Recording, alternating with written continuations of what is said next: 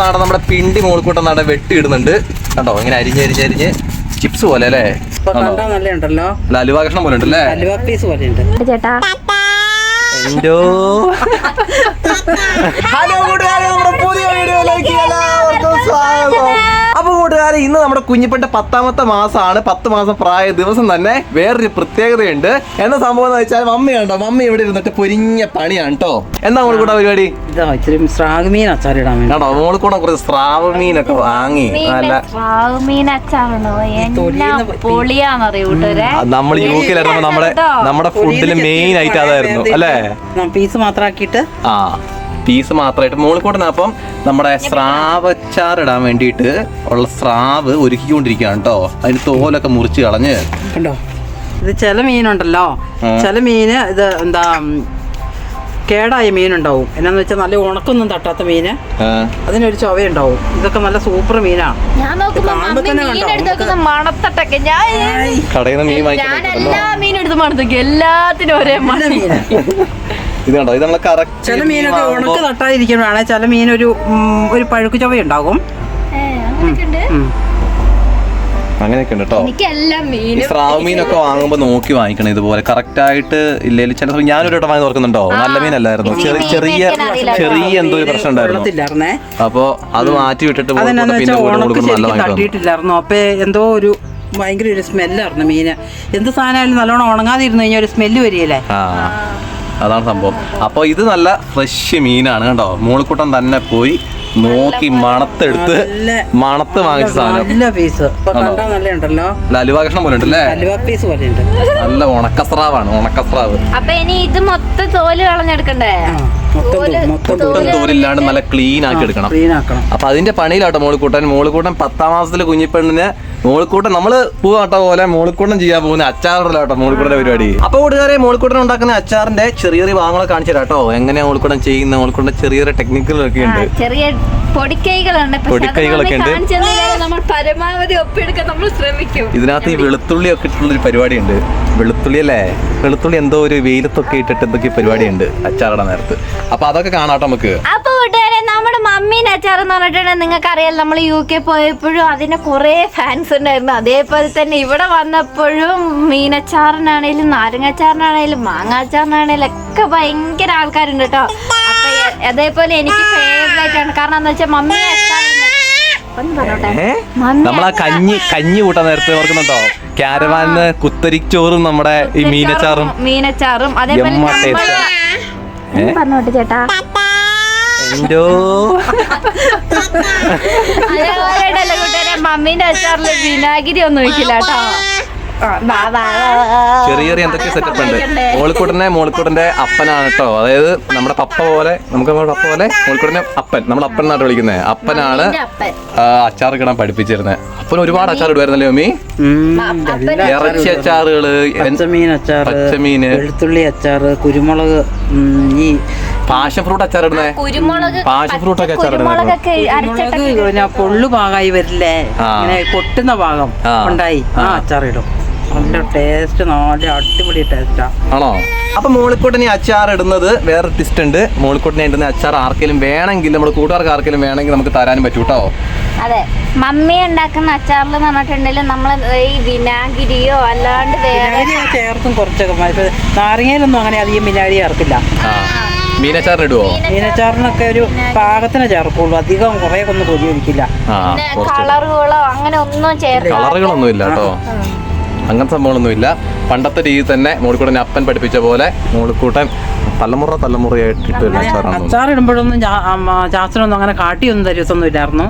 എന്ന് വെച്ചിട്ടുണ്ടെങ്കിൽ നമ്മുടെ സ്വന്തം കഴിവാതെ എങ്ങനെയൊക്കെയാന്ന് ഏകദേശം അങ്ങനെ രാത്രിക്കൊക്കെ ഞങ്ങളൊക്കെ ഉറങ്ങി കഴിഞ്ഞിട്ടായിരുന്നു അച്ചാറൊക്കെ ഇടുന്നത്. അങ്ങനെ മമ്മി അപ്പൻ എന്താണോ ചെയ്തിട്ടുള്ളത് അതേപോലെ തന്നെയാണ് മമ്മീനോട് അപ്പൻ ചെയ്തതുപോലെ നമ്മളോട്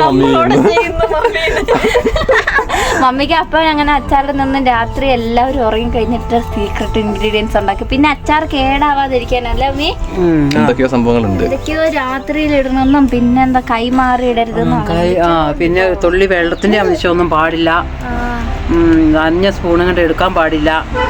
അങ്ങനെ കുറെ സംഭവങ്ങളുണ്ട്. സ്പൂണൊക്കെ നല്ലോണം തുടച്ചിട്ട് എടുക്കാവുള്ളൂ. അപ്പൊ പിന്നെ അച്ചാർ എടുക്കുമ്പോ എന്ന് പറഞ്ഞാൽ നമ്മൾ എടുക്കുന്ന ടിന്നിൽ തന്നെ സ്ഥിരം യൂസ് ചെയ്യാൻ പാടില്ല. എടുക്കുന്ന ടിന്നിൽ നിന്ന് രാത്രിക്ക് വേറെ ഒരു ടിന്നിനകത്തേക്ക് എടുത്തു വയ്ക്കുക.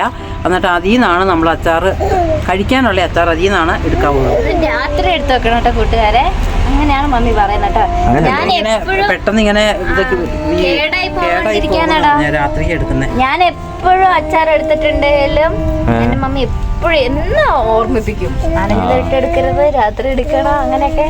ഞാൻ എപ്പോഴും അച്ചാറിൻ്റെത്, എനിക്ക് അച്ചാർ മതി കേട്ടോ കഴിക്കാൻ. ഞാൻ അതുകൊണ്ട് ഇവരിങ്ങനെ ഇതാക്കി വെക്കുന്നതുകൊണ്ട് ഞാൻ അച്ചാറൊക്കെ മാറ്റി വെക്കും, ഒളിപ്പിച്ചു വെക്കും.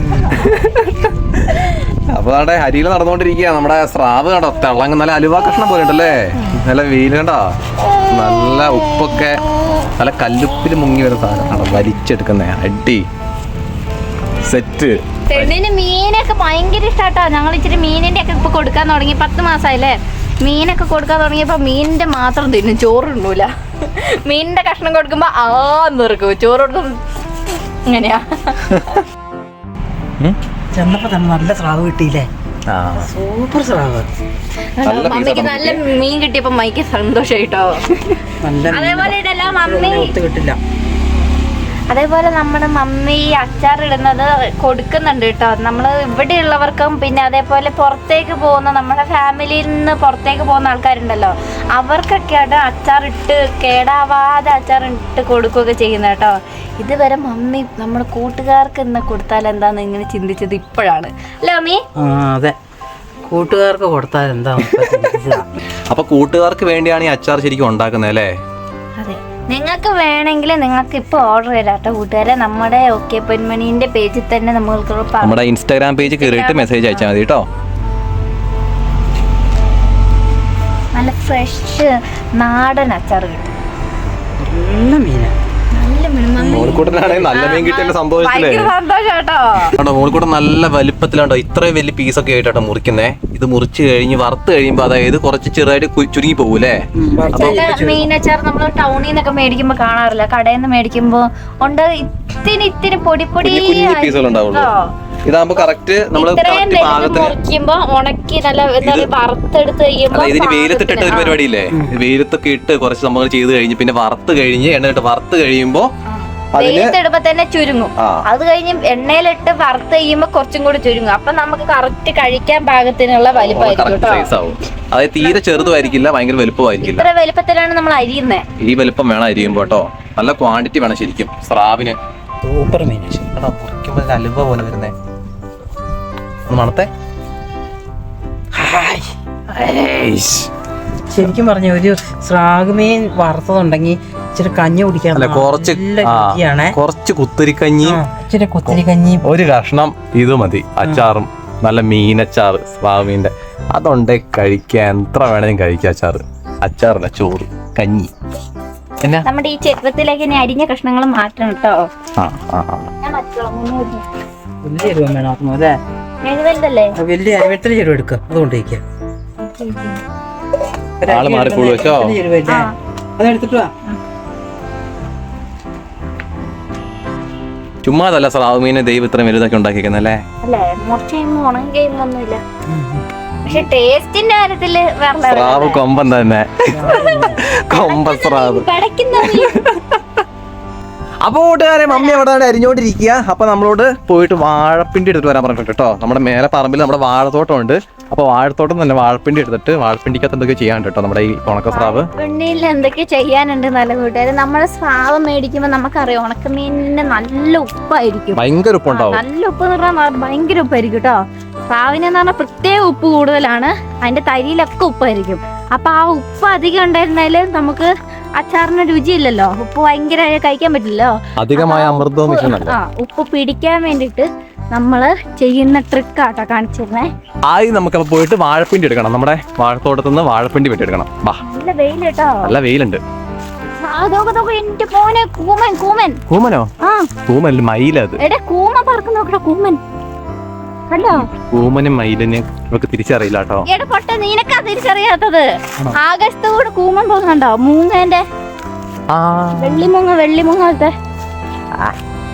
അപ്പൊ നമ്മുടെ ഈ തൊട്ടി നിറച്ച് വാഴയാണ് കേട്ടോ. അപ്പൊ നമുക്ക് നല്ലൊരു വാഴപ്പിണ്ടി നോക്കി എടുക്കാം. അവിടെ ചെരിഞ്ഞു ചെരിഞ്ഞാനെ വെട്ടാം. പോട്ടെ. നമ്മൾക്ക് എന്ത് നട്ടത്തിന്റെ കൂട്ടുകാരെ പന്നിശല്യം എന്ന് പറഞ്ഞാൽ ഒരു ഇവിടെ ഭയങ്കര പന്നിശല്യൊക്കെ ഉണ്ടല്ലോ. പന്നിശല്യം അതുപോലെ നമ്മുടെ കടുവേന്റെ കാര്യമൊക്കെ പറഞ്ഞില്ലേ, മേലെ അവിടെയാണ്, അങ്ങ് അവിടെയാണ് കടുവ ഇറങ്ങിയായിരുന്നത് കേട്ടോ. നമുക്ക് വെട്ടിക്കോ,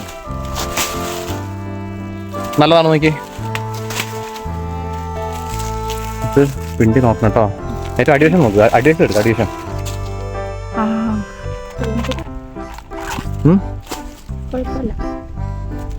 നല്ല വെള്ള കൂമ്പ് വേണം കേട്ടോ. കുറച്ച് വലിപ്പമുള്ളത് വേണടി. ഇത് കുഞ്ഞിതിന്റെ അല്ലേ വെട്ടിയത്? കുഞ്ഞതും വേണം. രണ്ടും വേണോ? എടുക്കാം. അത് മതിയോ? ഇതൊരെണ്ണം എടുക്കാം. ഒരു പിണ്ടി ആയിട്ടുണ്ട്. വെല്ലിന്റെ എടുത്താലോ? വെല്ലിന്റെ എടുക്ക. ഇതങ്ങ് വെട്ടിക്കോ. ഇത് നല്ല വാഴയാ, അതെന്തായാലും കൊല ഉണ്ടാവുന്ന വാഴയാ. അതിന് കൊല ഉണ്ടാകാൻ സാധ്യതയില്ല. കൂമ്പടഞ്ഞ ഏതെങ്കിലും ഉണ്ടാവും. ഇതിന്റെ കൂമ്പടഞ്ഞതാ കണ്ടോ, കേട്ടോ, വാഴന്റെ കൂമ്പടഞ്ഞതാ കേട്ടോ. അതിന്റെ വെട്ടും നമ്മള് ചൂട് വെച്ച് വെട്ടിക്കോട്ടോ. ഏറ്റവും അടിയിലായിരിക്കും പിണ്ടി നല്ലത്. ഞാൻ വെട്ടിക്കോളാം. ഇവക്ക് ഞാൻ വെട്ടിക്കോളാം തന്നെ. ഞാൻ വെട്ടാ, മാറ്. സ്റ്റൈല് കാണിക്കാനല്ലേ? എനിക്ക് സ്റ്റൈല് കാണിക്കാന്നല്ല, സ്റ്റൈല് കാണിക്കാനല്ലേ നീ വെട്ടുന്നേ? എനിക്ക് സ്റ്റൈല് കാണിക്കാനോ? അന്ന് അവളെ സ്റ്റൈല് കണ്ടോട്ടോ. ഇനി മണ്ടത്തി താഴേന്ന് വേണം വെട്ടാന്. എടാ മേലത്ത് ആദ്യം വെട്ടി കളഞ്ഞിട്ടല്ലേ താഴെ വെട്ടുന്നേ. എന്നിട്ടെന്താ എന്തായാലും വെട്ടിയാ പോരെ? കണ്ടൊരു കൂമ്പടഞ്ഞതാട്ടോ. അതെങ്ങനെയാ കൂമ്പടഞ്ഞതോ? എന്തൊക്കെയാ പറയുന്നത് കേട്ടോ. ഇത് നമ്മുടെ തെങ്ങിന് ചേലയായിട്ട് ഇട്ട് കൊടുക്കാം കേട്ടോ. നമ്മുടെ തെങ്ങ് നട്ടിട്ടുണ്ട് ഇവിടെ, തെങ്ങിനിട്ട് കൊടുക്കാം. ഞാൻ വെട്ടുന്ന കണ്ടിട്ട് സാമൂഹിക സ്റ്റൈലാകാനാട്ടോ. ഇതൊക്കെ പകുതി വെട്ടാറുണ്ട്. ഒന്ന് പോകരുത് ഞാൻ ചൂടിലല്ലേ കനം വരുന്നത്, അതുകൊണ്ട് പെണ്ണ് പേടി. അയ്യോ എന്ത് കള്ളനാടാ. കണ്ടോ, 5-6 വെട്ടിന് വെട്ടണം കേട്ടോ. എന്താ ഒറ്റ വെട്ടിന് എന്റെ പൊന്നു കുഞ്ഞാതെ ഒറ്റ വെട്ട്. ആ ഒരു ബാക്കിയുള്ള വെട്ട് കട്ട് ചെയ്ത് കളഞ്ഞാ മതി. ഇത്രയും പോരെ? പോരെ? വലിപ്പല്ല വേണ്ട, ഇതിന്റെ ഉള്ളിലുള്ള വെള്ള കാമ്പാണ് വേണ്ടത്. ഇത് രണ്ടും എടുത്താ മതി. വീട്ടിൽ പോയിട്ട് എടുത്തോളും. കാണിക്കട ഏത് റൗണ്ട്? ഉള്ളിലെ റൗണ്ട്, ആ വെള്ള ഇല്ലേ, പിണ്ടി തന്നെ. നമ്മൾ ചിലവര് ഇതൊക്കെ തോരൻ വെക്കില്ലേ, ചിലവര് പിണ്ടി എന്ന് പറയും, ചിലവര് കാമ്പെന്ന് പറയും. നിങ്ങളുടെ നാട്ടിൽ എന്താ പറയുന്നതെന്നൊന്ന് പറയണേ. പിന്നെ കൊടപ്പൻ വിട്ട് തോരൻ വെക്കില്ലേ? ഇതാണ് സാധനം, ഉള്ളിലുള്ള ഇതാണ് നമുക്ക് വേണ്ടത് നമ്മുടെ സ്രാവ് അച്ചാറിന്. അച്ചാറിന്റെ കൂടെ ഇതിടുന്നില്ല കേട്ടോ, സ്രാവിന്റെ ഉപ്പ് പിടിക്കാൻ വേണ്ടിട്ട്. സ്രാവാന്നും പറഞ്ഞിട്ട്, അതെ സ്രാവിന്റെ കഷ്ണം പറഞ്ഞിട്ട് പിണ്ടി കഷ്ണം. അപ്പൊ സാമ്പവിക്കാനും പിണ്ടി കഷ്ണം കൊണ്ട് സ്രാവ് അച്ചാറാന്ന് പറഞ്ഞ് ഇട്ട് കൊടുത്താൽ മതി കേട്ടോ. നിനക്ക് വറുത്തറിയാം, നിനക്ക് ഞാൻ കറി വെച്ചുതരാം. നമുക്ക് ഈ വാഴപ്പിണ്ടി വെച്ചിട്ട് വേണം നമുക്ക് നമ്മുടെ സംഭവം സെറ്റ് ചെയ്യാൻ വേണ്ടിട്ട്. കഷ്ണം പെറുക്കിട്ടോ, ഞാൻ 30 വരെ ഞാൻ പെറുക്കിട്ടിട്ടുണ്ട്. 30 വരെയാ? 31, 32, അയ്യോ 32, സാമ്പവിക്ക് എണ്ണാൻ അറിയില്ല കേട്ടോ. 35, 36, 37, 38, 39, 40. അപ്പൊ അങ്ങനെ നാടെ സ്രാവിന്റെ കഷ്ണങ്ങളൊക്കെ അരിഞ്ഞ് കഴിഞ്ഞിട്ട് മൂളിക്കൂട്ടാൻ. അപ്പൊ നാടെ നമ്മുടെ പിണ്ടി മൂളിക്കൂട്ടൻ നാടെ വെട്ടി ഇടുന്നുണ്ട് കണ്ടോ. ഇങ്ങനെ അരിഞ്ഞ് ചിപ്സ് പോലെ അല്ലേ, അങ്ങനെ അരിഞ്ഞിരുന്നു കേട്ടോ. ഈ കണ്ടോ സ്രാവിന്റെ ഉപ്പെല്ലാം, അതായത് ആവശ്യത്തിലധികം ഉള്ള ഉപ്പെല്ലാം ഈ പിണ്ടി വലിച്ചെടുക്കും കേട്ടോ. നമ്മുടെ ഉണക്കസ്രാവ് അങ്ങനെ വാഴപ്പിണ്ടി മിക്സ് ആയിട്ട് ഇങ്ങനെ ഇരിക്കുകയാണ് കേട്ടോ. കത്തിക്ക് നല്ല മൂർച്ചയുണ്ടെങ്കിൽ നല്ല ഷേപ്പ് കിട്ടും. ഉരയ്ക്കണല്ലേ, കത്തിന് മൂർച്ച കുറഞ്ഞോ. ഇനി ഉരച്ച് രാകണം, രാഗി മൂർച്ചയാക്കണം. എഞ്ഞാരി എഞ്ചരിക്കണേ, എന്തെടുക്കണേ? കുഞ്ഞിപ്പെണ്ണ അവിടെ ഇരുന്നോട്ട് നോക്കുന്നുണ്ട് കേട്ടോ. കുഞ്ഞിപ്പെണ്ണ ഇവിടെ നിന്നിട്ട് ഒളിഞ്ഞു നോക്കുക നമ്മൾ മീൻ നന്നാക്കുന്ന കണ്ടിട്ട്. അങ്ങനെ നമ്മുടെ സ്രാവ് താണ്ടെ വാഴപ്പിണ്ടിയായിട്ട് മിക്സ് ആയിക്കൊണ്ടിരിക്കുകയാണ് കേട്ടോ. അപ്പൊ താണ്ടെ നമ്മുടെ ഈ മീനിനകത്തേക്കും ഇതെല്ലാം കൂടെ മിക്സ് ആവാൻ വേണ്ടിയിട്ട് വെള്ളം ഒഴിക്കുന്നുണ്ട് കേട്ടോ. ഉപ്പിറങ്ങാനാ വാഴപ്പിണ്ടിക്കകത്തേക്ക്? ഉപ്പ് പിടിക്കണമെങ്കിൽ ഈ വെള്ളം വേണമല്ലോ, അപ്പൊ അതിനാണ് വെള്ളം ഒഴിച്ചേക്കുന്നത് കേട്ടോ. കുറെ സമയം അങ്ങനെ ഇരിക്കും, ഉപ്പ് മുഴുവൻ പിടിക്കും ഇതിനകത്ത്. എത്ര നേരം വെക്കണം? ഇതൊരു 1 മണിക്കൂർ നേരം ഇരിക്കണം. ആണോ? മാറിക്കോ വെക്ക്, മാറാ കൈമാറിക്കേ. കുഞ്ഞു പെണ്ണും കൂടെ ബെക്കുന് വഴക്ക് പറയുന്നത് കേട്ടോ. പെണ്ണിന്റെ പണി കണ്ടോ കണ്ടോ? ഇതാണ് നമ്മുടെ കുറ്റി ഇടുന്ന ഇതിനകത്തേക്ക് കുഞ്ഞിപ്പെണ്ണിന്റെ കൈ കുത്തി കയറ്റി വെക്കും. അതാണ് പരിപാടി കേട്ടോ. നാളെ കണ്ണ് തെറ്റാൻ പറ്റില്ല എന്ന് പറയുന്നേ. ആ എന്തേലും പണി കണ്ടോ?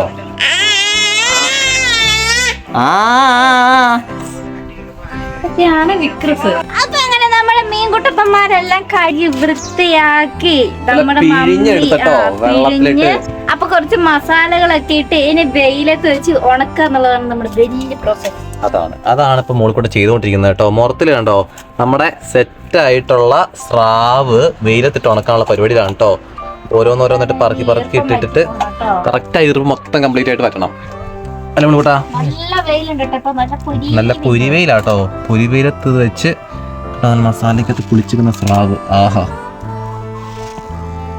നമുക്ക് ഇതിനുള്ള വെളുത്തുള്ളിയും ഇഞ്ചിയും അങ്ങനത്തെ കാര്യങ്ങളൊക്കെ അരിഞ്ഞ് സെറ്റാക്കാണ്ട് പിന്നെ ഉണക്കമീൻ വെള്ളത്തിൽ ഇട്ടിട്ടുണ്ടെങ്കിൽ ഇത് നല്ലോണം ഇത് വാഴപ്പിണ്ടിയൊക്കെ മാറ്റി ഒരു 10 നീരെങ്കിലും കഴുകി പിഴിഞ്ഞെടുക്കണം. എന്നാന്ന് വെച്ചാൽ ഇതിനകത്തൊക്കെ 10 പ്രാവശ്യമെങ്കിലും കഴുകി അരിച്ചെടുക്കണം എന്നാണ് ഉദ്ദേശിച്ചത്. പിഴിഞ്ഞ് അരിച്ചതാക്കി എടുക്കണം. എന്നാന്ന് വെച്ചാൽ ഇതിനകത്തൊക്കെ മരുന്നൊക്കെ ചേർക്കണതൊക്കെ അല്ലേ. ഉണക്കമീനകത്തൊക്കെ ഈച്ചയൊക്കെ വന്ന് ഇരിക്കാണ്ടൊക്കെ എന്തെങ്കിലുമൊക്കെ ചെയ്യുന്നതൊക്കെ ആയിരിക്കില്ലേ കടകളിലൊക്കെ.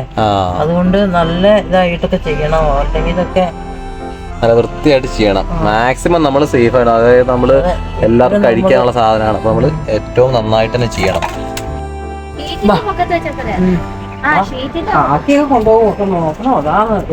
ചിലപ്പോ കാക്ക കൊണ്ടുപോകും കേട്ടോ നമ്മൾ ഉണക്കാൻ വെക്കാൻ നേരത്ത്. അപ്പൊ നമ്മുടെ ഈ ഷീറ്റില്ലേ, നമ്മുടെ ഈ ഷീറ്റിന്റെ മണ്ടേ വെച്ചിട്ടാട്ടോ ഉണക്കുന്നേ. പക്ഷെ പട്ടി ഉണ്ടല്ലോ, പട്ടി എടുക്കുന്നതുകൊണ്ട് നമ്മൾ മേലെ വെച്ചിട്ട് വേണം ഉണക്കാന്. ഇപ്പൊ മോളിക്കൂട്ടം വേണ്ടേ കാക്ക കയറാതിരിക്കാനുള്ള സെറ്റപ്പ് ഒക്കെ ആയിട്ടാണ് പോകുന്നത് മേലെ കേട്ടോ. അപ്പൊ നമുക്ക് ഇവിടെ വെച്ചിട്ട് വേണ്ട ഉണക്കാൻ വേണ്ടിട്ട്. ഇവിടെ ആകുമ്പോ ഒന്നും കയറത്തില്ല, പട്ടിയൊന്നും കയറത്തില്ല. അപ്പൊ കണ്ണാടിയും വെച്ചിട്ടുണ്ട്. കിളികളൊക്കെ വന്ന് കൊത്താണ്ടിരിക്കാനൊക്കെ കാക്കയും കിളിയും ഒന്നും വരരുത്. അപ്പൊ കണ്ണാടി ഉണ്ട്. ആഹാ, അങ്ങനെ ഇരിക്കും. നമ്മൾ ഇടയ്ക്കിടയ്ക്ക് നമ്മുടെ നോട്ടവും കൂടെ വേണം കേട്ടോ. അതാണ് മെയിൻ കാര്യം. അതപ്പൊ ഇനി ഉണങ്ങുന്ന വരെ നമ്മൾ നോക്കിയിരിക്കും. നോക്കിയിരിക്കല്ല, ഇടയ്ക്കിടയ്ക്ക് ഒന്ന് നോക്കണം. അപ്പൊ പറഞ്ഞ പോലെ നമ്മുടെ വെളുത്തുള്ളിക്കൂട്ടനെ നമ്മുടെ ഇഞ്ചി എല്ലാം സെറ്റ് ആയിക്കൊണ്ടിരിക്കുകയാണ് കേട്ടോ. ഞാൻ കത്തിയെടുത്തില്ല. ഇങ്ങനെ പിടിക്കും ഇങ്ങനെ. കുഞ്ഞിപ്പെണ്ണ ഇവിടെ തന്നെ ഇരിക്കുന്നുണ്ട് കേട്ടോ. കുഞ്ഞിപ്പെണ്ണ് ഉച്ച കഴിഞ്ഞപ്പോ ആപ്പിൾ കൊടുത്തു. അതിനുള്ളിൽ ആപ്പിളാണ് കേട്ടോ. അപ്പൊ ആപ്പിൾ കഴിക്കുന്നുണ്ട് കുഞ്ഞിപ്പെണ്ണ്. 10 മാസമൊക്കെ നമ്മൾ ആവിയിൽ പുഴുങ്ങിയിട്ട് അങ്ങനെ കേട്ടോ കൊടുത്തേക്കുന്നത്. അതാകുമ്പോ ഇങ്ങനെ അതിങ്ങനെ കടിക്കുമ്പോഴത്തേക്ക് പുളിയിച്ച് പോരും. ആപ്പിൾ പുഴുങ്ങിയിട്ടാണ് കൊടുക്കുന്നത് കുഞ്ഞിപ്പെണ്ണിന്. കുഞ്ഞിപ്പെണ്ണ ആപ്പിളും കഴിക്കുന്നുണ്ട്. നമ്മളിവിടെ അച്ചാറിന്റെ സാധനങ്ങളെല്ലാം ബാക്കി സാധനങ്ങളെല്ലാം സെറ്റ് ആയിക്കൊണ്ടിരിക്കുക കേട്ടോ. ഇതെന്താ വെച്ചാൽ കുറച്ച് വലിയ വെളുത്തുള്ളി ആയതുകൊണ്ട് അടിയാൻ കുറച്ച് സുഖാട്ടോ അല്ലേ മോളിക്കൂട്ടാ. മറ്റേ കുഞ്ഞു വെളുത്തുള്ളി ആണെങ്കിൽ പാടല്ലേ, കുഞ്ഞ് പൊളിച്ചെടുക്കാൻ ഭയങ്കര പണിയാണ്. ഇത് നമ്മൾ തെരഞ്ഞെടുത്താട്ടോ. പക്ഷെ വില കൂടുതലാണ്, നല്ല വിലയാണ് ഇതിന്. ഇതിന് വില കൂടുതലാ. ഒന്നും അമ്പ ഗുസ്തിയായിട്ട് ഇത് പൊളിക്കാൻ വേണ്ടിട്ട്. പച്ച വെളുത്തുള്ളി ആട്ടോ ഇത്. പച്ച വെളുത്തുള്ളിയോ? മീൻസ് അങ്ങനെ ഉണക്കേ ആയിട്ടില്ല, അതായത് ഉണങ്ങി പോയിട്ടില്ല. നമുക്ക് സാധാരണ കിട്ടുന്നത് കടയിൽ നിന്ന് കിട്ടുന്ന ഉണങ്ങിയതല്ലേ, ചിലതൊക്കെ ഉണങ്ങി വല്ലാണ്ട് ഉണങ്ങി പോയിട്ടുണ്ടാവും. ഇതല്ല ഫ്രഷ് പച്ച വെളുത്തുള്ളി ആട്ടോ. ഇതിന് അതേപോലെ വിലയല്ലേ, 400 രൂപയല്ലേ കിലോയ്ക്ക്. നമ്മുടെ UK കിട്ടുന്ന വെളുത്തുള്ളിന്റെ ഒക്കെ ചുളന്റെ വലിപ്പുണ്ട് കേട്ടോ. അവിടെ ഇതുപോലത്തെ വലിയ അല്ലേ. അപ്പോൾ കൂട്ടുകാർ, നമ്മൾ മീനച്ചാറിൻ്റെ കാര്യം ഇങ്ങനെ ചെയ്തുകൊണ്ടിരിക്കുമ്പോഴാണ് നമുക്കൊരു കോൾ വരുന്നത്. ഭയങ്കര സംഭവം നടന്നു കേട്ടോ കൂട്ടുകാർ. ഇന്ന് ഭയങ്കര വലിയ സംഭവം നടന്നു കേട്ടോ. നമ്മുടെ പൂച്ചയില്ല യോയോനെ 2-3 ദിവസമായിട്ട് കാണുന്നേ ഇല്ല കേട്ടോ. അവൻ അങ്ങും ഇങ്ങൊക്കെ പോകുന്നതാണെങ്കിലും പോയിട്ട് ഒരു 2-3 ദിവസമായിട്ട് വരാത്ത ആദ്യമായിട്ടാട്ടോ. അപ്പം എപ്പോഴും രാവിലത്തെ മറ്റേ ഫുഡൊക്കെ കഴിക്കാൻ എന്തായാലും ഇവിടെ ഉണ്ടാവും. കാരണം ഈ ഒരു ഏരിയയിൽ അവൻ മാത്രമേ ഉള്ളൂ ഇച്ചിരി സുന്ദര കുട്ടപ്പനായിട്ടുള്ളത്. അപ്പൊ അവൻ എല്ലാവരുടെ അടുത്തും പോകും കേട്ടോ. പക്ഷേ എങ്കിൽ 2-3 ദിവസമായിട്ട് കാണുന്നേ ഇല്ല. അപ്പൊ കാണാത്തോണ്ട് നമ്മളിങ്ങനെ വിചാരിച്ചു എവിടെ പോയിരിക്കുന്നു വിചാരിച്ചിരിക്കായിരുന്നു. അപ്പോഴാണ് ഇന്നൊരു ന്യൂസ് അറിയുന്നത്, ഒരു പൂച്ചേനെ കൊടുക്കാനുണ്ട് എന്നൊരു ന്യൂസ് കേട്ടത്. ഇത് കൂടെ റേഷൻ കട വരുന്നവരൊക്കെ പറഞ്ഞു കേട്ടിട്ട്. അപ്പോഴാണ് ഒരു കൊച്ചു നമ്മളോട് ഇന്നലെ വന്നിട്ട് പറഞ്ഞു, ചേച്ചി നമ്മുടെ പൂച്ചയാണോന്ന് അറിയത്തില്ല, അവിടെ വന്നിട്ട് പട്ടിയുണ്ട് ഓടിക്കുന്നു എന്ന് പറഞ്ഞു. അപ്പൊ ഞാൻ അടുക്കളയിൽ പോയി നോക്കുമ്പോ നമ്മുടെ പൂച്ചയാണ് അടുക്കളയിൽ തീറ്റ തിന്നുവാ. 3 ദിവസം മുന്നേ ആട്ടത്. എന്നിട്ട് നോക്കുമ്പോ 3 ദിവസമായിട്ട് പൂച്ചേനെ കാണുന്നില്ല. എന്ത് ചെയ്തിട്ട് പൂച്ചയില്ല. എന്നിട്ട് നമ്മളെല്ലായിടത്തും അന്വേഷിച്ചു. എന്നിട്ട് നോക്കുമ്പോ ഉണ്ട് ഇവിടെ മമ്മീനെ അറിയുന്ന കുറച്ച് പേര് പറഞ്ഞു, എന്താ പൂച്ചേനെ കൊടുക്കാനുണ്ട്.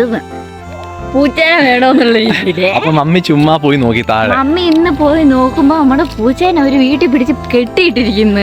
എന്നിട്ട് വിൽക്കാൻ വെച്ചേക്കാണ്. വിൽക്കാൻ വെച്ചിരിക്കുന്നു. അതെന്താ ഇതിന്റെ ന്യായം അത്? അപ്പൊ മോളിക്കൂട്ടൻ പോയി ചോദിച്ചപ്പോ മോളിക്കൂട്ടനോട് എന്താ ചോദിച്ചേ? നമ്മുടെ പൂച്ചയാണെന്ന് എന്താണ് തെളിവ് കാണിച്ചു കൊടുക്കാൻ നമ്മൾ നൈറ്റ് പോവാണ് കേട്ടോ. നമ്മുടെ യോയോനെ കരസ്ഥമാക്കിയിട്ട് ഇനി ഒരു മുടക്കാത്രേ ഉള്ളൂ.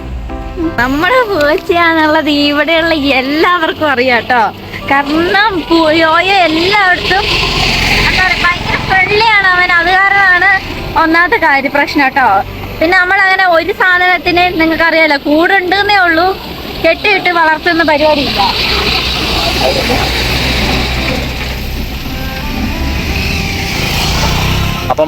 അവർക്ക് അവരുടേതായ ഫ്രീഡം ഇട്ടിട്ടാണ് നമ്മൾ വളർത്തുന്നത്.